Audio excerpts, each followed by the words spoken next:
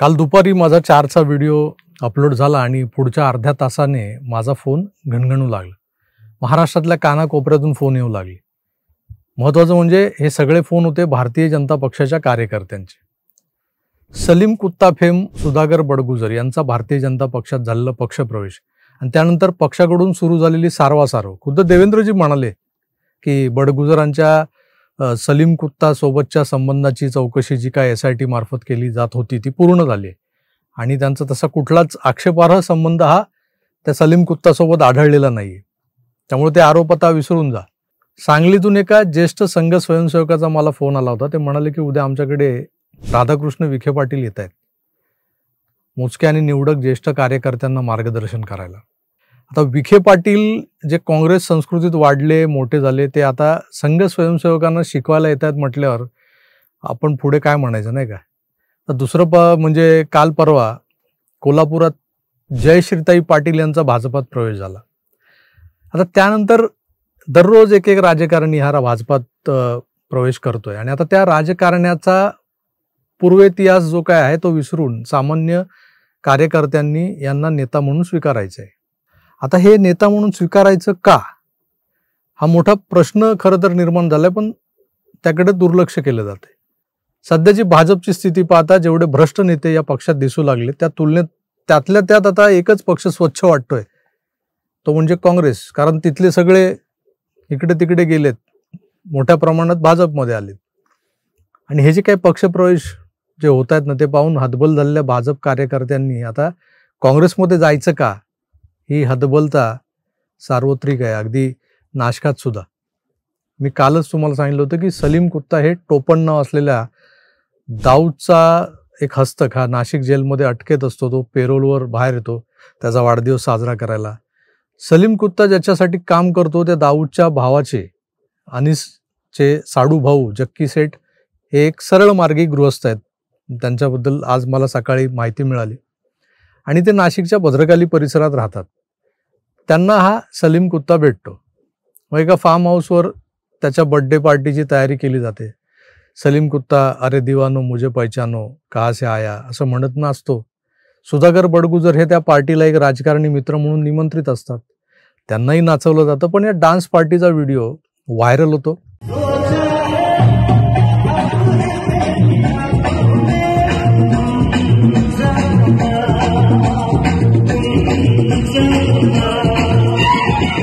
आणि गडबड होते. सुधाकर बडगुजर हे नेमकं कोण आहेत तर ते सिडको सातपूर परिसरात राहणारे एक व्यावसायिक. महानगरपालिकेची कंत्राटं मिळवणं काम करून देणं हा त्यांचा प्राथमिक व्यवसाय. पण पालिकेत नगरसेवक सत्ताधारी स्थायी समिती सदस्य स्थायी समिती अध्यक्ष ते पालिका कर्मचारी अधिकारी यांना बराच कट द्यावा लागतो. ठेकेदारांचं दुःख काय तर इथं कामही करा आणि आपल्या त्या केलेल्या कामातल्या फायद्यातला कटही दुसऱ्यांना द्या. मग महानगरपालिकेचं गणित समजून घेण्यासाठी बडगुजर यांनी नाशिकचे तत्कालीन महापौर दशरथ पाटील यांच्यासोबत राहायला सुरुवात केली. दशरथ पाटील यांचं बोट पकडूनच ते राजकारणात आले. नाशकातली सेना वाढवण्याचं काम करणारे दशरथ पाटील हे माननीय बाळासाहेबांचे तसे लाडके नेते होते. याच दशरथ पाटलांनी सुधाकर बडगुजरांना राजकारणातलं ग म भ न शिकवलं. सुधाकर बडगुजर हे महानगरपालिकेच्या बजेटमधल्या खाचाखोचांचे एक्सपर्ट आहेत. माजी महापौर अशोक मुर्तडक हे सुद्धा बडगुजरांच्या श्रेणीतले आहेत. आता हे सगळे भाजपमध्ये प्रवेशकर्ते झालेले आहेत. सिंहस्थाची पर्वणी तर आहेच. महानगरपालिकेचं जे बजेट असणार आहे ते पुढच्या 2 वर्षांचा विचार करून चाललं तर जवळपास 6,500 कोटींचं असणार आहे. राज्य सरकार अथवा महानगरपालिका या संस्थात्मक ज्या समित्या आहेत त्यांच्या तिजोऱ्या ह्या काही सताड उघड्या नसतात की आला कोणी बडगुजरांनी गेला लुटून. तर तेवढं सोपं नाही आहे. तर या तिजोरीतला माल हा कायदेशीररित्या कागदपत्रांवरच्या विकास कामांच्या नियोजनात बसवून बाहेर काढला जातो. मग कुठलंही काम हे नियमात बसवायचं कसं यासाठी काही एक्सपर्ट लोक लागतात. बडगुजर हे या कामांमध्ये एक्सपर्ट आहेत. आता ह्या सगळ्या पक्षप्रवेशांच्या पार्श्वभूमीवर नाशिकच्या पालकमंत्र्यांच्या म्हणजे ॲक्टिंग पालकमंत्री जे आहेत गार्डियन मिनिस्टर गिरीश महाजन यांच्याबद्दल फार चर्चा होते. पण ते खरोखरच नाशकात किती ॲक्टिव्ह आहेत हे तुमच्या लक्षात आलंच असेल.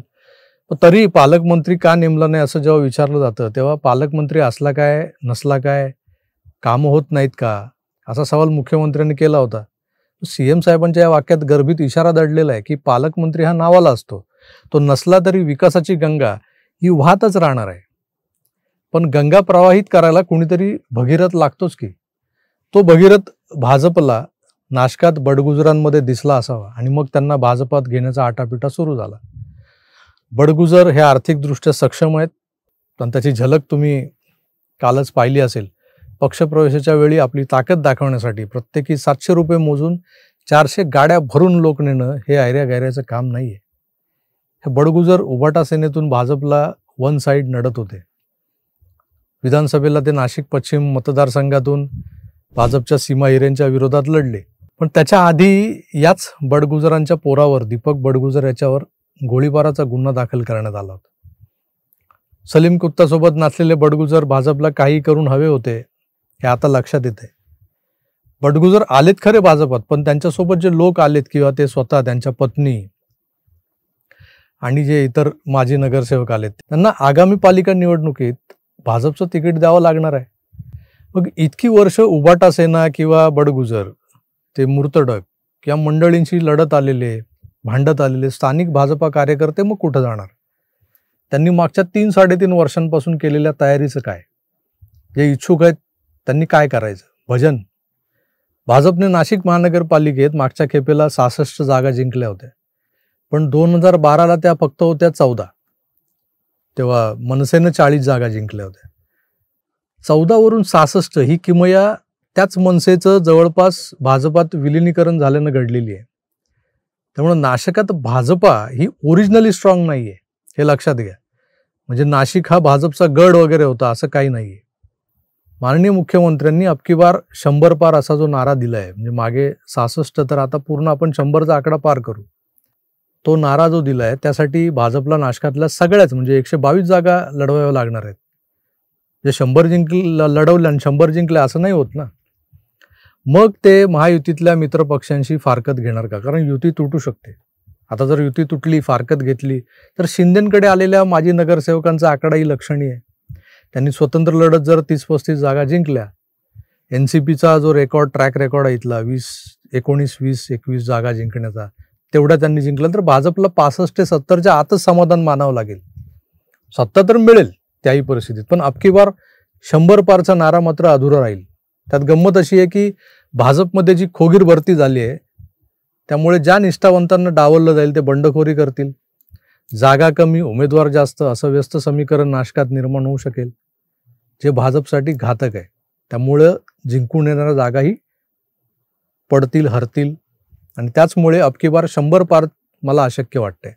चुकून मागून गणितं चुकली आणि बहुमत निसटलं तर दुखावलेले लोक नाशकात भाजपला कात्रजचा घाट दाखवून जोडतोड तांबा पितळ करत एखादी वेगळी आघाडी स्थापन करतील आणि त्याचा महापौर बसवतील. ही शक्यता तशी धुसर आहे, पण तरीही मतदारांच्या मनात नेमकं काय चाललंय हे कोणालाही समजता येणं आत्ता तरी कठीण नाही. भाजपनं आपण इतरांपेक्षा वेगळे आहोत हे सांगतच मतदारांमध्ये विश्वास संपादन केलेला आहे अटलजी अडवाणींपासून. तेव्हा आपली जी नैतिकता जपणारी प्रतिमा आहे ती जर मलिन करून घेतली तर जसे सांगलीकर संघ स्वयंसेवक म्हणाले की आता जर स्वच्छ प्रतिमेचा किंवा तशा माणसांचा पक्ष कुठला उरला असेल तर ती काँग्रेस आहे आणि मग आम्ही आता भाजप सोडून काँग्रेसमध्ये जायचं का? ही वेळ भाजपच्या गल्लीबोळातल्या कार्यकर्त्यांवर येऊ शकते. सत्ता बहुमत काठावरचं असेल तर चिंता करणं स्वाभाविक आहे नेत्यांना, पण थम्पिंग मेजॉरिटी नंतरही विस्तारवादाचा भस्मासूर जर एखाद्या राजकीय पक्षात शिरला तर मात्र पुढचं सगळंच कठीण होऊन बसतं. मित्रो, बडगुजर यांचं जे काही पुराण आपण कालपासून ऐकतोय ते इथंच संपत नाही. अजून एक पदर उलगडत जाणार आहोत आपण पुढच्या काही एपिसोड्समधून, तेव्हा ते पाहायला विसरू नका. मी तुर्तास इथेच थांबतोय. पुन्हा भेटूच, तर आपली काळजी घ्या आणि पाहत राहा आपलं आवडतं यूट्यूब चॅनल आकार DG9. धन्यवाद. नमस्कार.